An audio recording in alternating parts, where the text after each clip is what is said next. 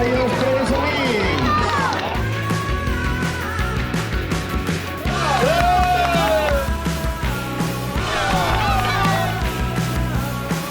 Sandre Costa que se da la victoria.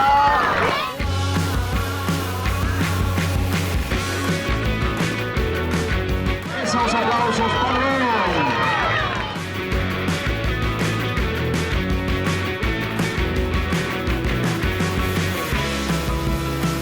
Pero sabía eso que era cañar aquí, es hecho a por la segunda.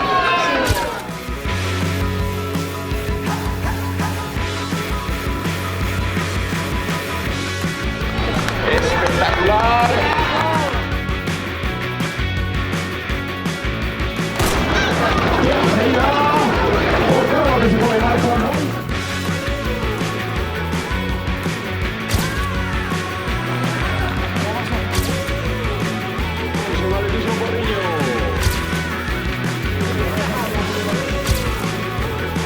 Viña a disfrutar, a pasarlo ben e, bueno, saliu unha boa carreira, pero, bueno, estou moi contenta.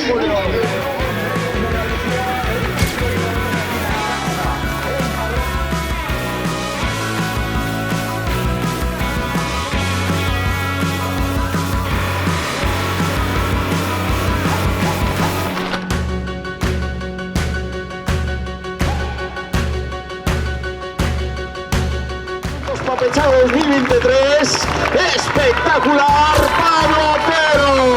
Sí, estamos en forma, a ver si plasmamos